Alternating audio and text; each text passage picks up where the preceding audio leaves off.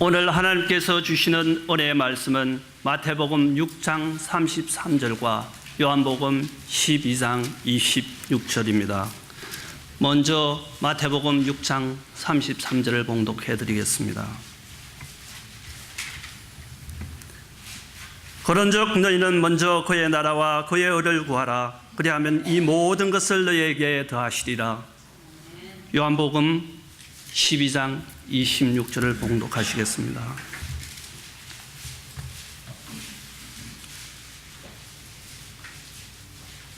요한복음 12장 26절입니다. 사람이 나를 섬기려면 나를 따르라. 나 있는 곳에 나를 섬기는 자도 거기 있으리니 사람이 나를 섬기면 내 아버지께서 그를 귀히 여기시리라.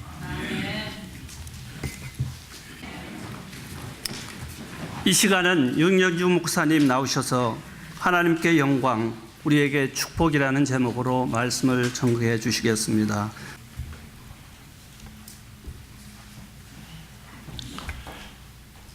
세계 각국의 평균 수명에 대한 2010년도 유엔의 보고서에 의하면 세계에서 가장 긴 평균 수명의 국가는 일본이었으며 82세였습니다.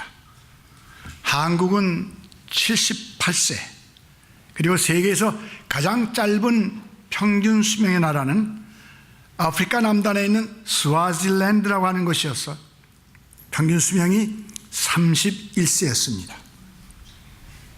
그런데 여러 해 전에 이 미국의 평균 수명이 57세였던 때가 있습니다. 그때 마침 57살 된 남자 한 사람이 내가 평균 수명을 살았구나.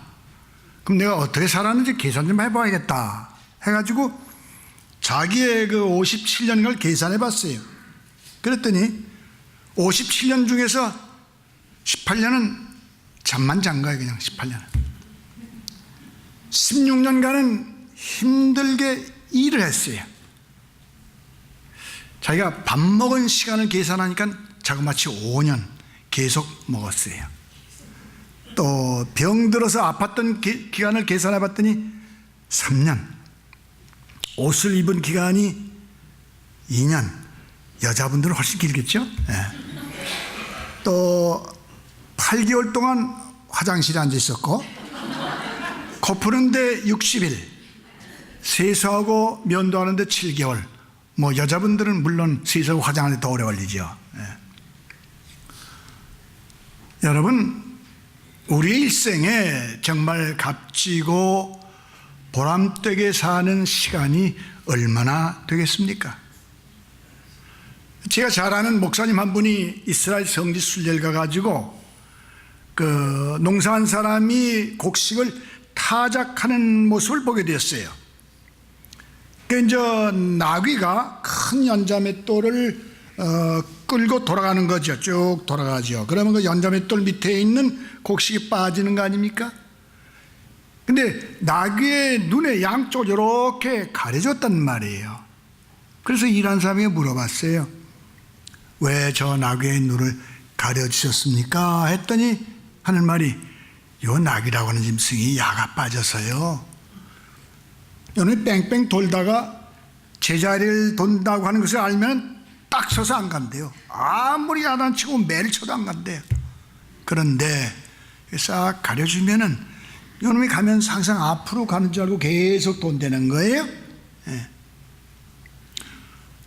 혹시 우리도 이 눈 가린 나귀처럼 어디로 가는지 알지 못하면서 매일 똑같은 곳을 뱅뱅 돌고 매일 똑같은 일을 해가면서 그렇게 살다가 끝나는 일생이 아닙니까? 그렇지 않죠?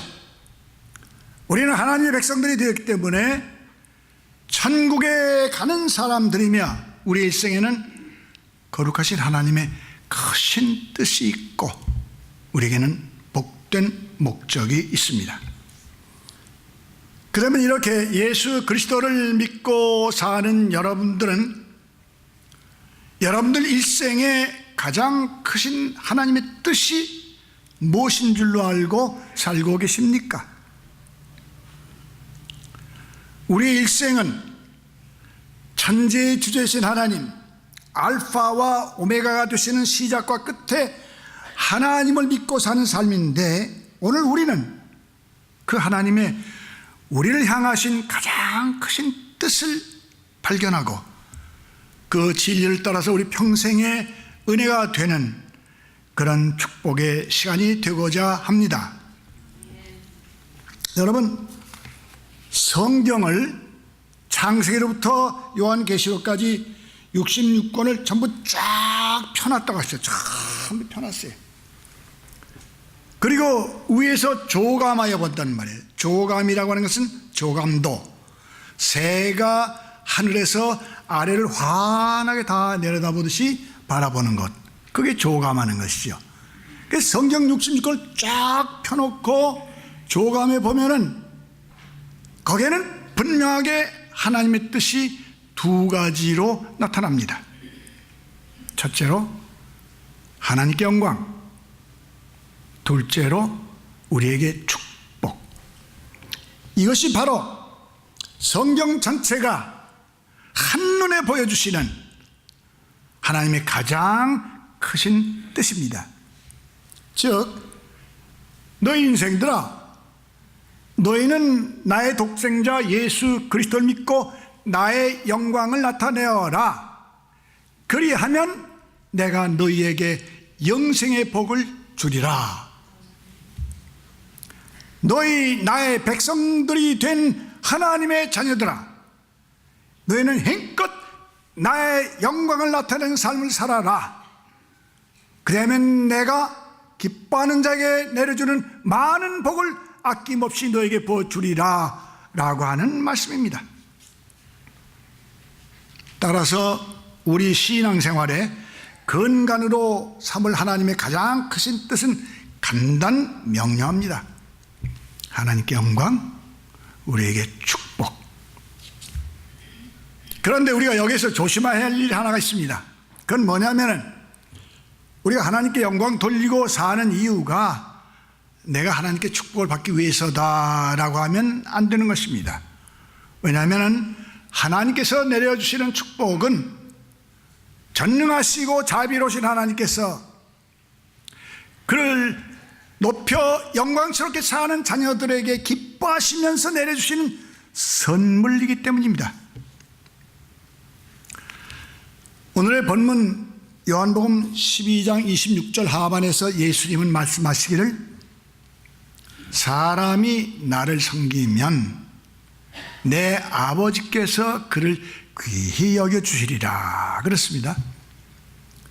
사람이 나 예수를 믿고 나를 섬기면 만복의 근원 되신 하나님께서 그 사람을 귀히 여겨주신다, 존중히 여겨주신다. 영어 성경에서는 honor라고는 단어를 썼습니다. 여러분, 이렇게 위대하신 하나님이 나를 귀히 여겨주시고 존중히 여겨주신다면 우리 인생에 두려움도 없을 것이고 부족함이 없을 것으로 믿습니다. 이렇게 하나님의 독생자 예수를 진실이 섬겨 영광을 돌리고 살면서 축복의 근원 되신 하나님에게 귀히 여김받는 존재로 사는 것이 우리 성도의 일생의 의미입니다. 다른 말로 하면 하나님께 영광, 우리에게 축복, 이것이 하나님의 가장 크신 뜻입니다. 여러분들 저를 따라서 한번 함께 다 말씀해 주신 감사하겠어요. 하나님께 영광, 우리에게 축복. 시작. 하나님께 영광, 우리에게 축복. 한번 다시. 하나님께 영광, 우리에게 축복. 감사합니다. 이번에는 봉독한 본문 마태복음 6장 33절의 말씀을 잘 설명해 주는 이야기를 하나 전해드리겠어요. 마태복음 6장 33절에서는 말씀하시기를 그런즉 너희는 먼저 그의 나라와 그의 의를 구하라. 그리하면 이 모든 것을 너에게 더하여 주시리라. 너희는 먼저 하나님의 의와 하나님의 나라와 하나님의 의를 구하는 신앙생활에 성실하여라. 그러면 그 마태복음 6장에 기록되어 있는 좋고 귀한 것들 모든 것을 너에게 더하여 주시라. 그런 말씀이죠. 영국의 엘리자베스 1세 여왕, 지금 있는 분은 엘리자베스 2세입니다. 그 1세 여왕은 25살 때 왕위에 올라가가지고 44년간 영국을 통치하면서 영국을 강국으로 만든 아주 대단한 임금입니다. 그래서 영국 역사를 통틀어서 모든 왕 중에서 가장 훌륭한 왕으로 존경받는 분이 엘리자베스 1세입니다.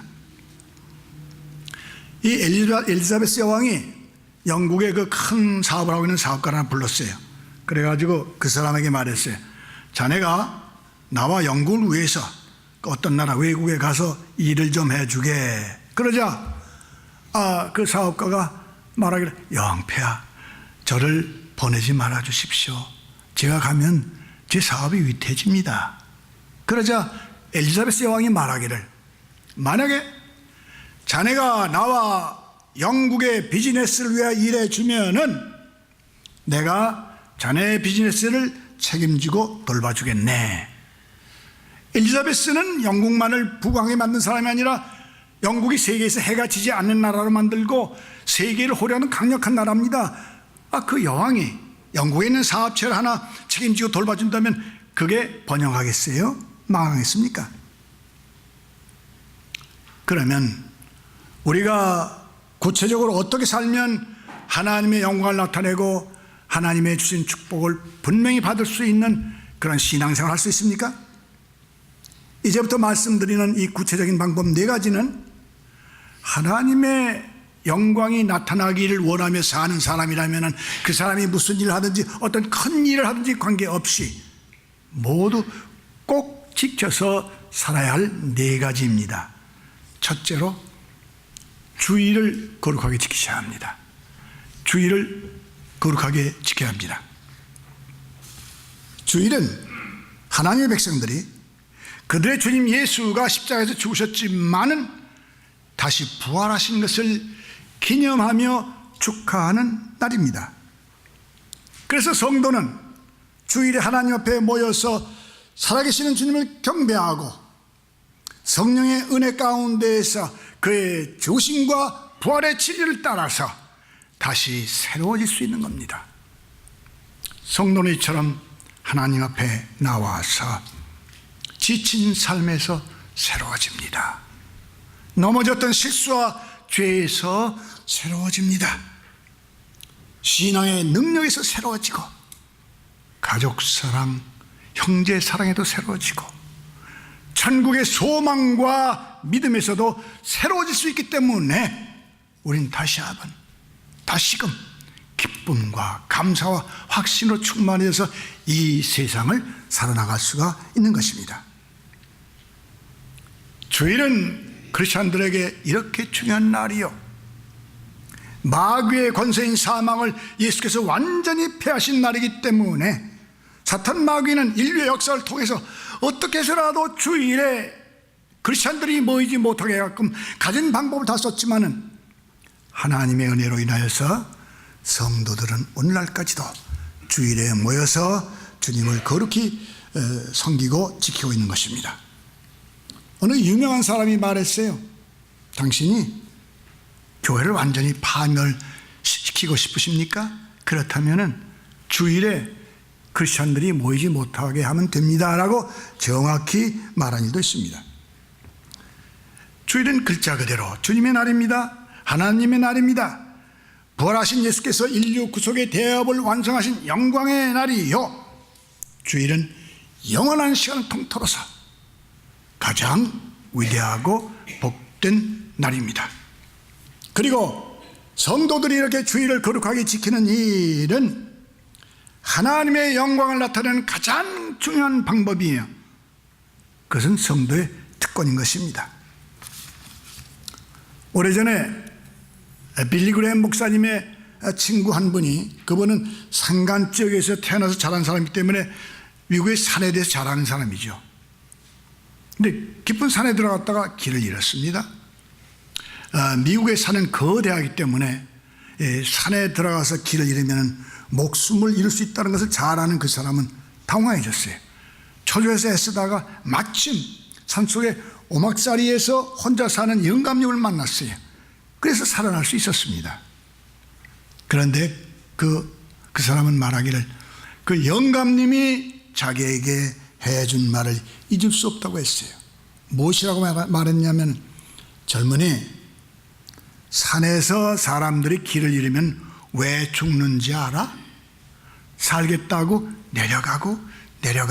내려가다가 죽는 거야. 산에서 잃으면은 어서 동일 찾겠다고 어디 길을 찾겠다고 내려가지 말고 반대로 올라가야 돼. 올라가서 높은 데서 내가 어디 있는지 내 위치를 확인하고, 저기 동리가 있구나, 여기 길이 있구나, 이 일로 가면 계속 호수여 숲이기 때문에 죽는구나, 그걸 알고 내려가면 사는 거야, 그러더랍니다. 여러분, 주일은 여러분과 내가 올라가는 날입니다.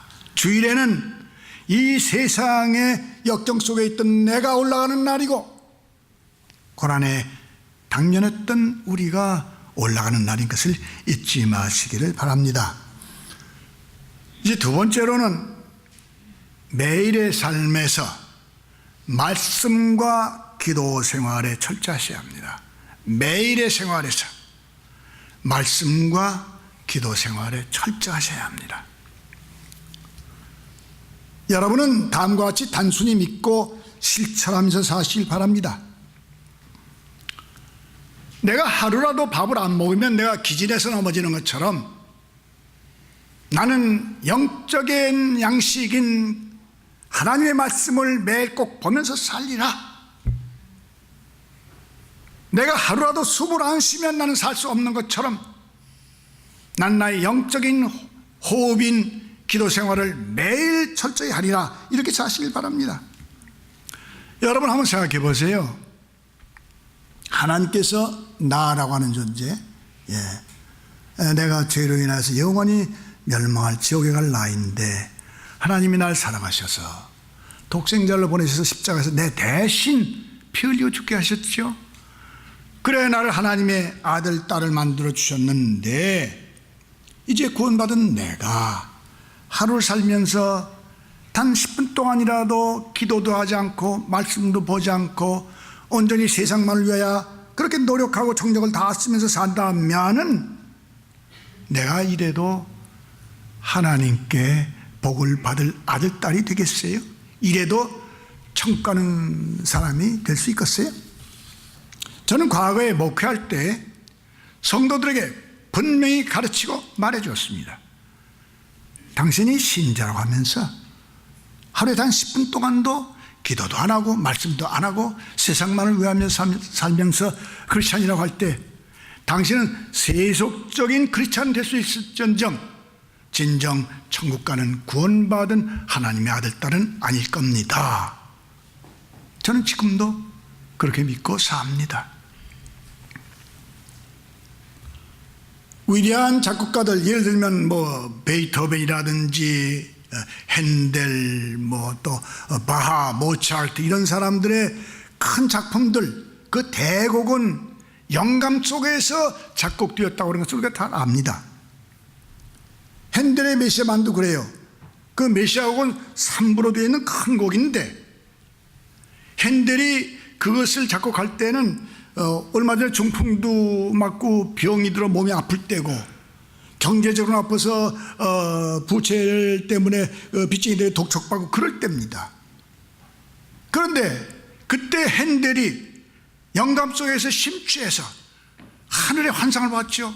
하늘의 음악을 들어가면서 그렇게 자기의 숙식을, 침식을 잊어가면서 그것도 잊어가면서 그냥 그 대곡을 24일 만에 다 작곡해 놓은 그 대단한 일입니다.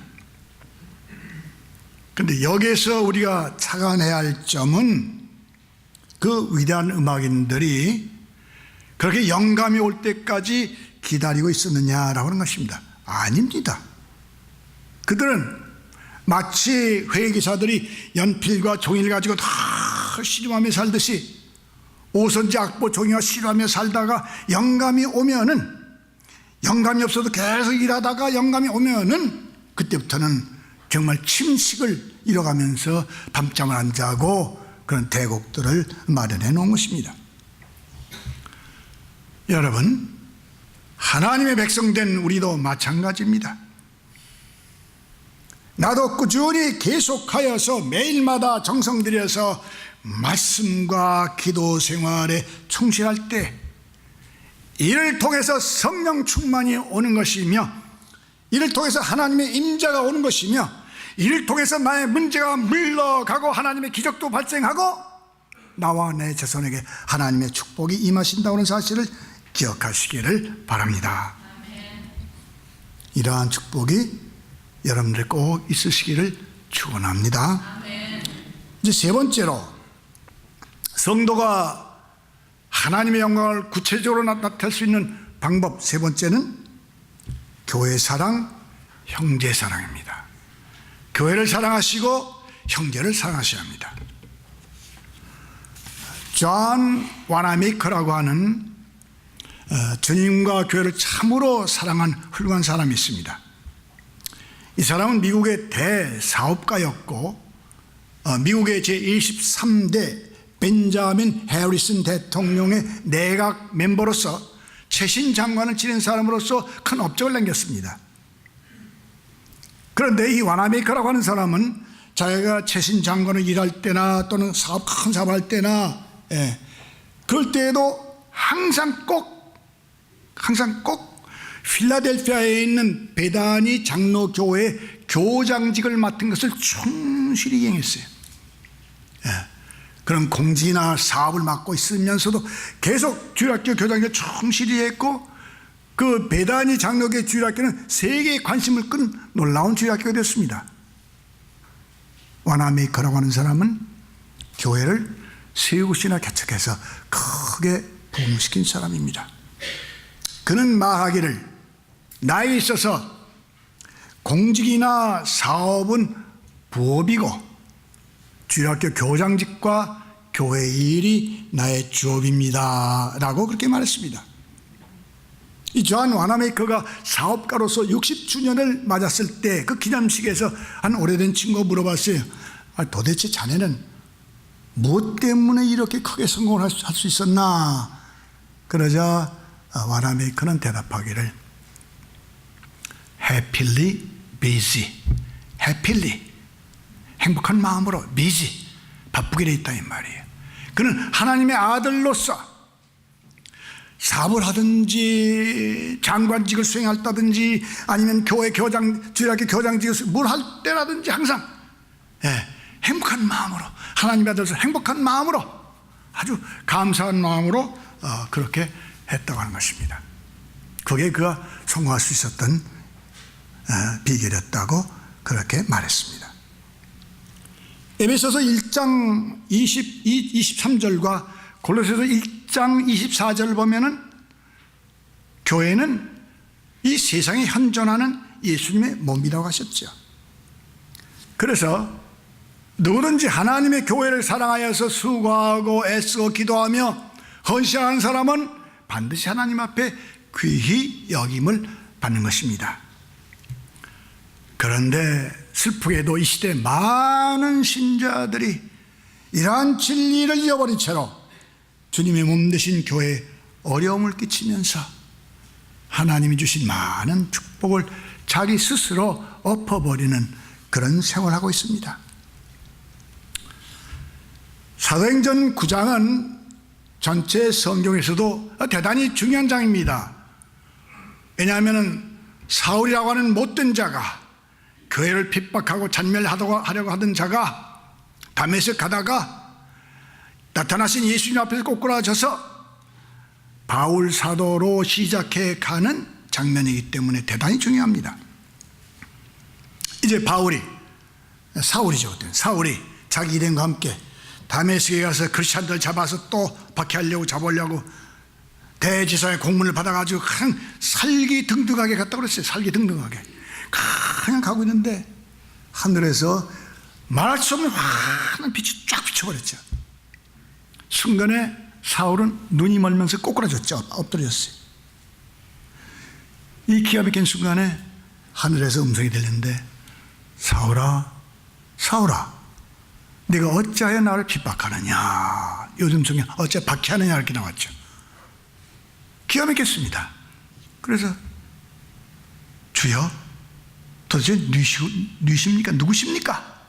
그랬더니 소리가 나기를 나는 네가 핍박하는 예수니라. 여러분, 사울은 예수님을 핍박한 일이 없어요. 성경 전체나 아무리 기독교 문헌 다 찾아봐도 바울이요 살아서 예수님을 이렇게 대면에 만난 일이 없어요. 그런 기록이 하나도 없어요. 그러니까 안 만났으니까 예수를 핍박할 기회는 없었죠. 무슨 말씀입니까? 사울이 핍박한 것은 신자들 핍박했어요? 교회를 핍박했어요? 근데 주 예수님 말씀하시기를 내가 나를 핍박하였느니라. 교회는 예수님의 몸이요, 교회를 핍박한 일은, 성도를 핍박한 일은 예수를 핍박한 일이었습니다. 잘 기억해 두세요. 여러분, 진실로 내가 하나님께 귀히 여김받는 성도로 승리하며 살고 내 자손에게까지 이어지는 축복에 지장이 없게 살려면은 무슨 일이 있어도 우리는 교회를 손상시키는 일이나 하나님의 성도들에게 어려움을 주는 일에 앞장을 서거나 그런 일에 가담하지 말아야 합니다. 그리고 독생자의 몸 되신 교회를 아끼며 희생하고 형제들을 사랑한 사람은 만복의 그런 뜻은 하나님 반드시 귀하게 여겨주시고 영원히 기억해 주신다는 사실을 기억하시기를 바랍니다. 여러 성도들이 교회와 형제들 진실히 사랑하고 하나님 앞에 많은 영광을 돌리시기를 바랍니다. 이제 끝으로 네 번째는 성령과 믿음으로 권세 있게 살면서 예수를 전파하셔야 합니다. 성령과 믿음으로 권세 있게 살면서 예수를 전파하셔야 합니다. 로마서 8장 9절에 말씀하시기를 우리는 구원받아서 하나님의 자녀가 되었고 우리 안에는 성령이 계시다고 했습니다. 요한일서 4장 4절 보면 우리 안에 계시는 성령은 이 세상에 있는 마귀보다 크신 분, 위대하신 분이라고 말씀했습니다. 요한일서 5장 4절 말씀하시기를 우리는 믿음으로 이 세상을 이기고 사는 승리의 사람들이라고 했습니다. 그렇기 때문에 성도가 성령 충만한 삶을 살면은 거기에는 권세와 기쁨이 있고 하나님이 주신 힘과 담대함이 생기게 됩니다. 하나님의 자녀인 여러분과 저는 하늘의 생명으로 부르심을 받은 사람들입니다. 거룩하신 사명으로 부르심을 받은 사람입니다. 뿐만 아니라 우리는 축복의 약속으로 부르심을 받은 성도들입니다. 우리의 주님은 위대하신 주님이니 우리 위대한 사람으로 삽시다. 큰 사람으로 삽시다. 우리의 주님은 권세의 주님이시니 두려워하지 말고 권세 있게 삽시다. 이렇게 큰 뜻과 권세로 살면서 사랑의 주 예수, 생명의 주 예수, 행복의 주 예수를 이 세상에 전하면서 사는 사람들이 바로 크리스찬 성도들인 것입니다. 여러분들 에이드스병 기억하시죠? 에이드스, 후천성 면역 결핍증. 어떤 여자가 이 에이드스병으로 죽어가고 있었어요. 한 크리스찬이 그를 방문했습니다. 위로하려고 해도 전혀 받아들이지 않아요. 환자는 냉담한 말로 이렇게 말했습니다. 나는 세상에 살면서 나쁜 일을 많이 했고 다른 사람의 행복도 내가 많이 짓밟은 사람인데 나 같은 것은 가긴 싫지만 지옥에 가야 되지 않겠어요? 나 같은 것에 무슨 희망이 있겠어요? 이렇게 아주 냉담하게 말하고 있어요. 그 말을 들으면서 보니까 환자가 누워있는 그 옆에 옷장, 그 누레스 옷장이 하나 있는데 그 옷장에 조그만 소녀의 사진, 여자의 사진이 붙어 있어요. 이 방문자가 환자에게 물어봤습니다. 저 사진이 누굽니까? 그래서 금방 표정이 달라더니 쟤는 내 딸이에요. 쟤는 내 인생에 가장 중요하고 참 기쁜 전부예요. 나의 전부예요. 그 방문자가 물어봤습니다. 아, 그래요? 그러면 저 아이가 어려움에 빠지면 도와주실 겁니까? 혹시 실수로 잘못하면 용서해 주시고 계속 사랑해 주실 겁니까? 그랬더니 그 여자가 대답하기를, 물론이죠. 나는 내 딸 위해서는 못할 것이 없어요. 뭐든지 해줄 수 있어요. 근데 그걸 왜 나한테 물어보시죠? 이때 크리스찬이 따뜻하게 대답을 했습니다. 왜냐하면 하나님의 옷장 위에 당신의 사진이 붙어 있구먼요. 거기서 그 여자는 마음의 문을 열고 하나님의 사랑을 받아들이고 한 영혼이 그리스도에게 인도되었다고 하는 것입니다. 이 시간에 여러분 각자도 한번 상상해 보세요. 아, 하나님의 옷장 위에 내 사진이 붙어 있구나. 이제 맺는 말씀을 드립니다. 오늘 우리는 하나님께 영광, 우리의 축복이라고 하는 하나님의 가장 크신 뜻을 알게 되는 은혜를 받았습니다. 우리 이제로부터 좀 높은 뜻을 품고 살고 우리 가슴에 거룩하고 광활한 그런 뜻을 품고 살면서 하나님의 성도로서 하나님께 영광, 우리의 축복이라고 하는 이 믿음으로 한번 인생의 새로운 행진을 시작했으면 합니다. 이를 위해서 우리는 더욱 첫째로 주의를 거룩하게 지켜야 합니다. 매일 성경 말씀과 기도에 성실해야 합니다. 교회를 사랑하시고 형제를 사랑하는 일에서 실수하지 마셔야 합니다. 성령과 믿음으로 권세 있게 살면서 예수를 전하시면서 사셔야 합니다. 기도하겠습니다. 은혜로우시고 자비로우신 아버지 하나님, 오늘 저에게 하나님의 가장 크신 뜻을 일러주셔서 감사합니다. 그동안 저희들이 복잡하게 살던 신앙생활에서 다시 한번 우리의 믿음을 정립할 수 있고 하나님의 은혜 가운데서 감격하며 기뻐할 수 있는 이 시간을 주셔서 다시 한번 감사를 드립니다. 주 예수 나 위해서 죽어주시고 부활하셨사오니 그 주님 모시고 하나님께 영광, 우리의 축복이라고 하는 이 믿음의 근간으로 우리의 남은 생애를 승리하며 살 수 있도록 여기 있는 한 사람 한 사람을 인도하시고 축복하여 주시옵소서. 예수님의 이름으로 간절히 기도합니다. 아멘.